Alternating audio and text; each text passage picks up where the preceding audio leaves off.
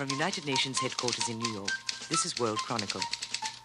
World Chronicle, a spontaneous, unrehearsed, unedited interview with a senior official whose work is concerned with the developing nations of the world.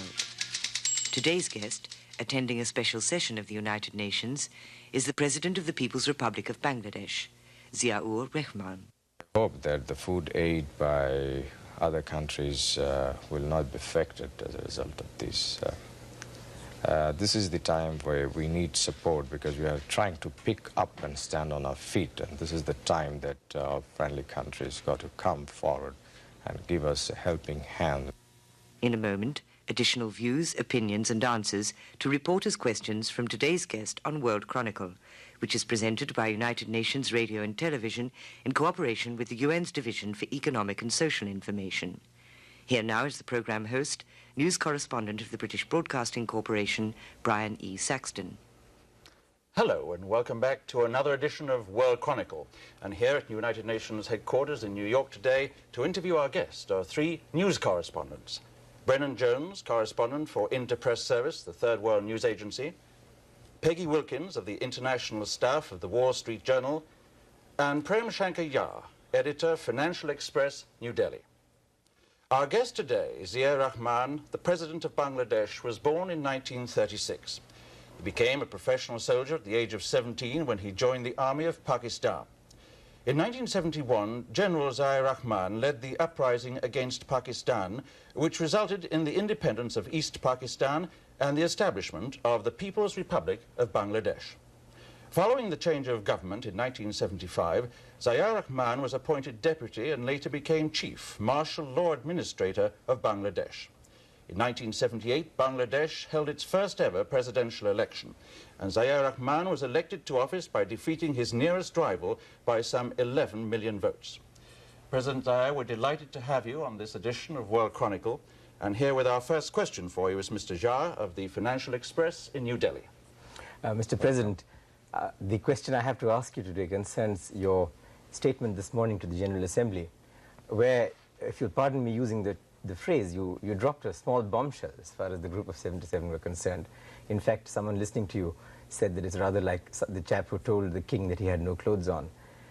I'm referring, of course, to your suggestion that the OPEC countries should cut the price of oil to the developing countries by 50%.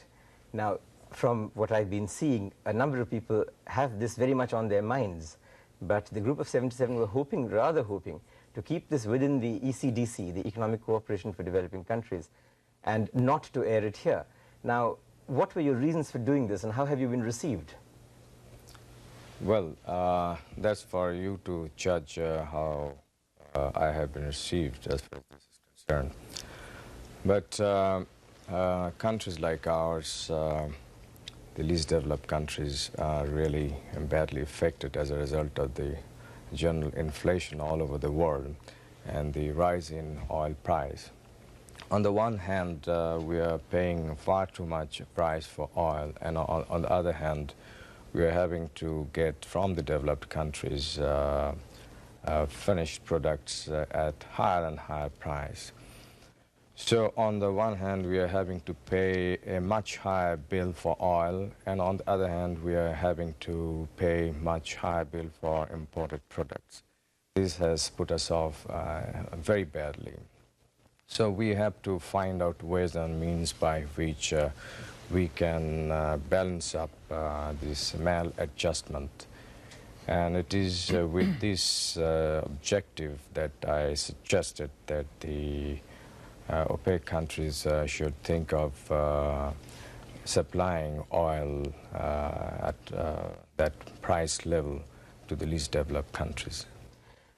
Well, the point is, I think they had rather hoped, if I'm not mistaken, that they would avoid the separation or the isolation of the oil issue or the oil price issue from the other issues of how to recycle in the international liquidity, changes in the representation of various countries on the board of governors of IMF and World Bank, and other issues which are structural in nature.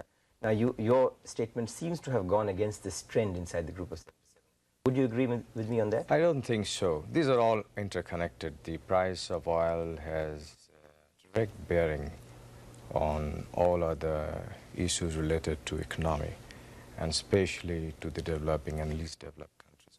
So I think this is right. Peggy. Thank you. Yes. I'd like to ask you about the commodity agreements. Does Bangladesh stand to gain from those? And what do you think of the prospects for coming to some commodity agreements out of the UN session? Would you just clearly say what you would like to know? Okay, the agreements that would stabilize prices of commodities, and I assume that you would benefit through jute, for your jute and for your tea, perhaps other commodities. Can you comment on what the United Nations is about to do in terms of stabilizing commodity prices and how Bangladesh could benefit? Yeah, thank you very much. This is again very important for us, this commodity price agreement, because we find that for our raw products, countries like us are mainly exporting raw material. And for this, unfortunately, we are getting lesser price or not attractive price. So this has decreased our exports in real value. So if an agreement like this is reached through negotiations and understanding, it is going to help countries like ours reasonably well and keep our export balanced, and we can see beforehand and know how much we can earn from our exports. This will help us in planning our production in the country and our export over a period of substantial time. And specifically, your exports that would benefit would be jute, tea? Yes, jute, tea, leather. Leather, yeah. Yeah. What do you think the prospects are for an agreement that will benefit the countries? Well, as I said this morning, it's not an easy thing.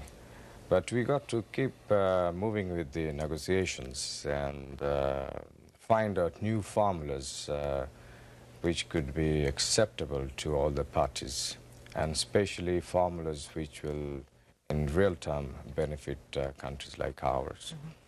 Here, I would like to say one thing, and that is that some of the countries like ours have a lot of untapped resources, unexplored resources, unutilized resources, natural resources. For our country, we can say, such as the gas, natural gas, good prospect for oil, limestone, coal, which have remained unexplored or fully developed. So, this way, we would be able to foresee our exports and plan our economy. Mr. President, I'd like to get back to the question about the bombshell that you dropped this morning. The talk in the corridors of the UN and amongst many delegates is that we might see a split here in the group of 77. Are you thinking of trying to take leadership and forming a least developed country bloc to try and move away, a coalition of some sort to deal specifically with your set of problems? And the other question I'd like to ask is, it was hinted by U.S. Ambassador McHenry what the content of your speech would be and that we should watch it closely. Were you consulting with the U.S. government on this, and was there any kind of deal that was struck? The answer to your first question is that there's nothing like that.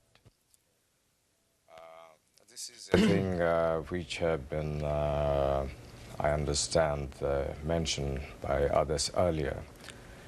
And we felt that it is better to say it here, and I don't think this has any prospect of splitting the group of 77. And let me tell you, we had no talks with anybody on this count. If anybody said, must have said on their own.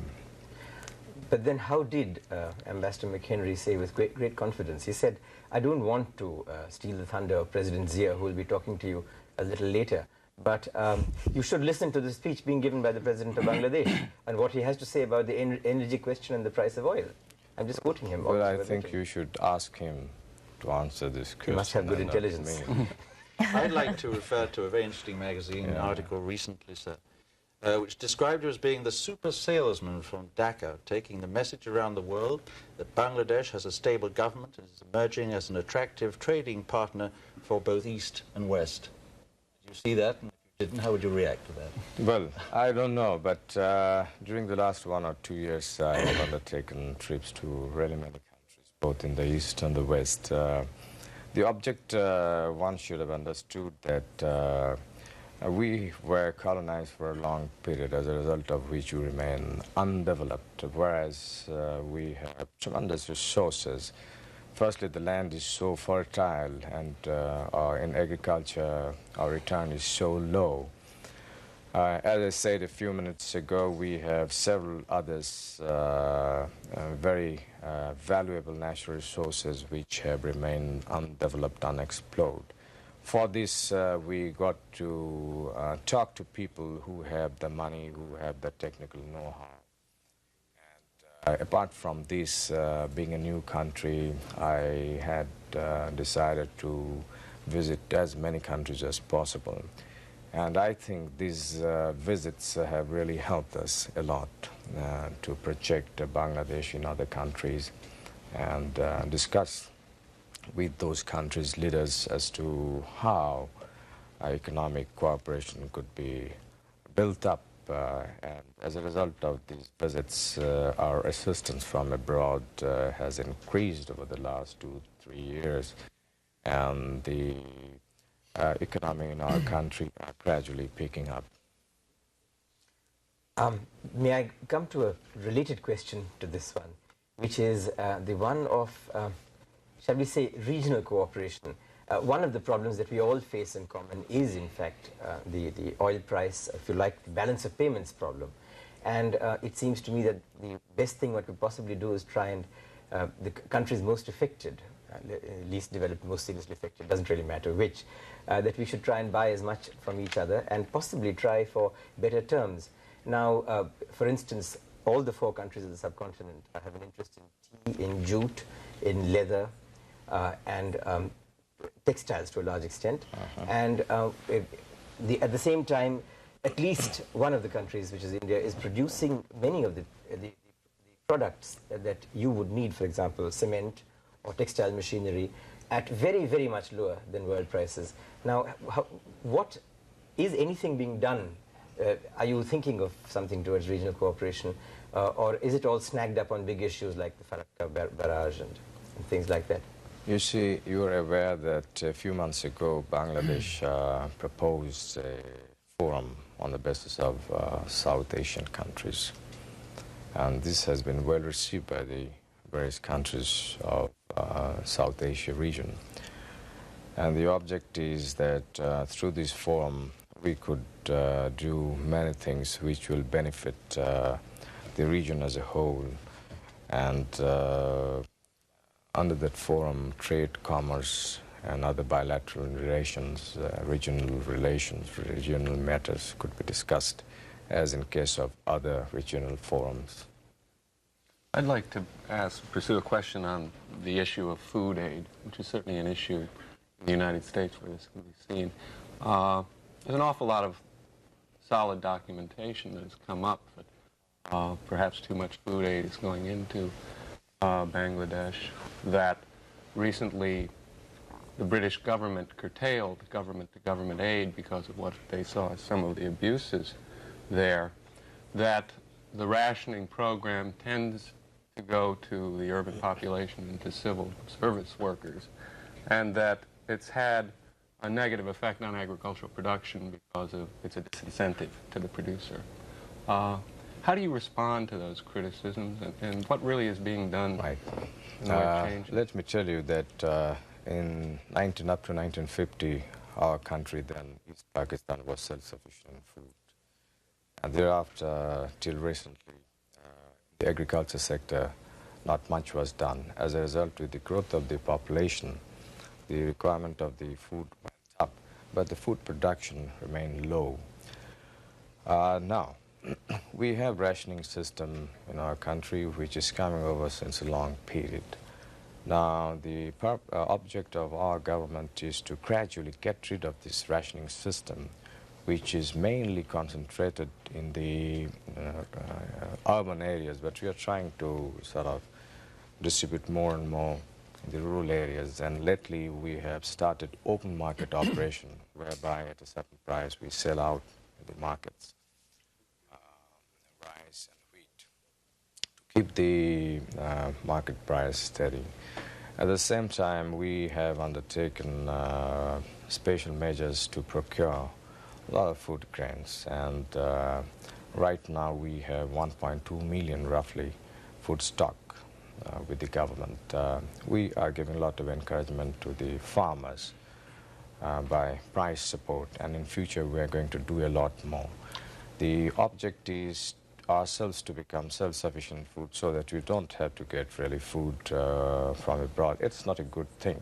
But realistically, you are going to need additional food aid for the next several years. And what is the impact of the British government curtailment? I'm coming to that point. Let me tell you that we shall be self-sufficient in food earlier than anybody thinks, and we have taken certain measures on that count, and we are beginning to get the results.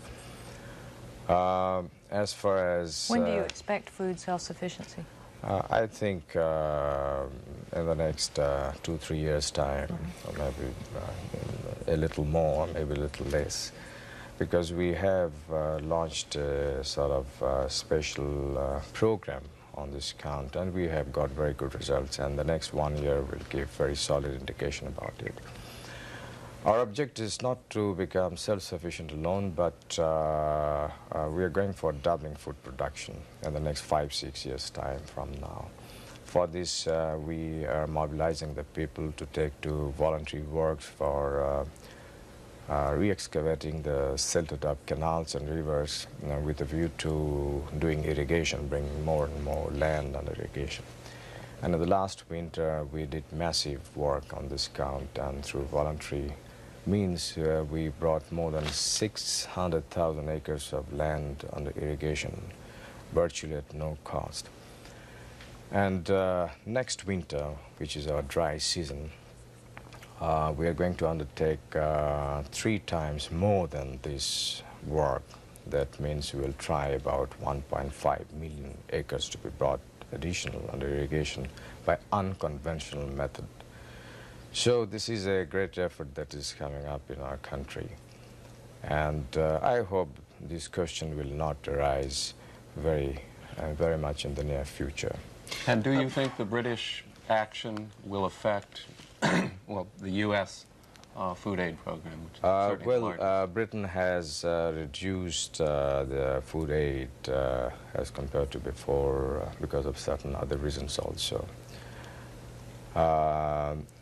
But I hope that the food aid by other countries will not be affected as a result of this. This is the time where we need support, because we are trying to pick up and stand on our feet, and this is the time that our friendly countries got to come forward and give us a helping hand in a big way. Perhaps on that we move into, I think, into another area which is very much in the news these days, Islamic solidarity. As you know, Bangladesh talks constantly of the need for increased solidarity. So I think we do have to ask you the question, how do you view recent events in Afghanistan and Iran as being a potential threat to that solidarity?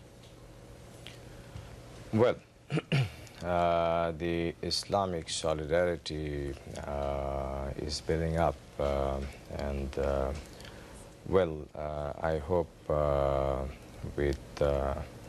in the near future we shall be able to overcome these problems through various measures, and I strongly feel that the Islamic solidarity is going to become stronger and stronger in future. But does the present situation in those 2 specific countries right now concern you deeply? It does concern, but I don't think Islamic solidarity as such is affected as a result of these two. May I ask you something on this? The Islamic bomb, the nuclear bomb being so-called constructed in Pakistan, how do you feel about this? I would be rather ambivalent about this. Here's a country that you fought to liberate yourself from a few years ago, and which is building a bomb, which is allegedly an Islamic bomb, and you are most certainly a part of the Islamic group of countries. Well, what would you feel about this? Well, I know as much as you know, and I understand that they are not making any bomb. Well, I hope that's so, sir. You have better information. But this question of Islam, which you know is very high in everybody's minds these days, that Islam is in the throes of some kind of renaissance, some change. And there's been an unusually strong emphasis being placed on Islamic solidarity. We're back to this continuous phrase which keeps making the headlines. Isn't there the danger, perhaps, that this kind of policy might be regarded as a sort of isolationist policy? From what? From getting away to that old Islamic concept of greater cooperation and contact between nations. I don't think this will affect that.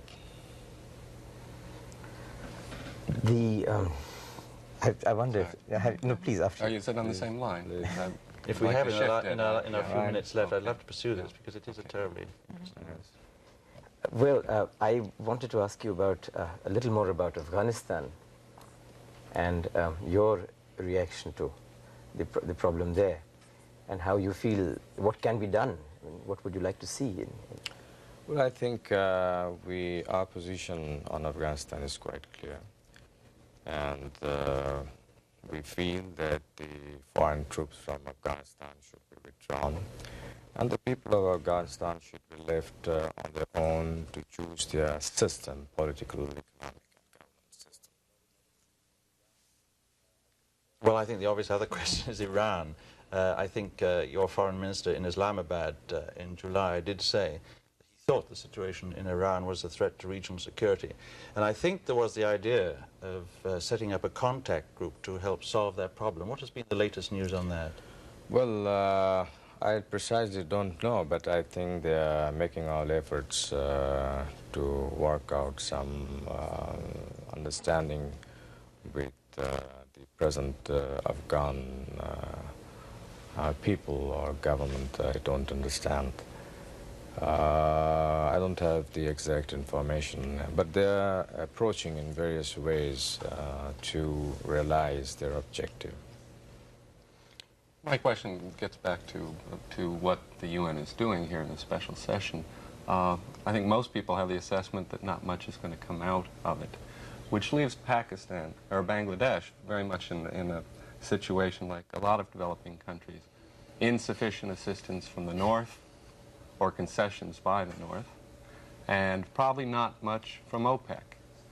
What does a country like yours do then, given the inflation rate, given the world economic crisis? And if you could also follow that up on what do you tell the world in terms of the things you are doing to meet your own energy needs within Bangladesh? Good, I think that's a very good question. It's a very difficult problem, let me tell you. But this should not dishearten us. There should be less of pessimism and more of optimism, and we should move forward and negotiate, carry on with the dialogue, talk, and find out formulas which could bring better results in this. As far as we are concerned, we are not sitting idle. We are developing our natural gas, and we have sufficient natural gas. I think in the near future we are going to sort of bring gas under more utilization. We may sell natural gas as LNG and use natural gas as CNG and things like that. And we are now exploring ourselves for oil. There's very strong indication that we have oil. And we hope in the near future we may have oil, we may get oil in our country. Then we have a huge reserve of coal in the northern areas of our country. and we're going to sort of exploit this coal mine. And we're working also on other form of energies to meet our present requirement and also the future requirement. But as time is passing, our own energy requirement is also increasing. So coming around that we got to do something so that the least developed countries do not come under so heavy pressure as a result of the increase in the price of oil. Because we really don't have the means to buy oil at such high rates, yet we need oil for our development. Is the oil deposits that you have indications of, are they anywhere near this line of demarcation of the continental shelf with India? Because there are some people, perhaps not well-wishers of either India or Bangladesh, who would like to see a kind of dispute coming up on this. I find your questions are one track, however. You see, we are looking for oil on the land. And we have brought now our own rigs, and in a few months' time we would be drilling for oil on the land. Mr. President, I'm afraid that's all the time we have today, which is a great pity. The clock always beats us. President Zaya, we have to close the show, but we want to thank you for being with us today to answer our questions on this edition of World Chronicle. Our guest has been Zaya Rahman, the President of the People's Republic of Bangladesh.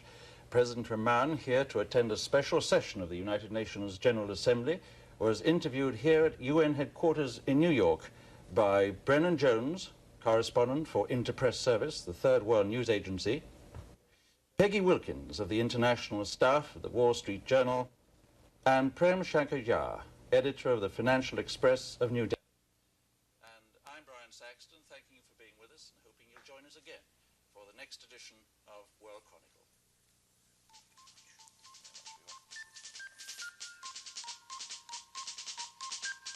Transcripts of these interviews may be obtained without cost by sending a stamped, self-addressed envelope to World Chronicle, United Nations, New York, New York, 10017.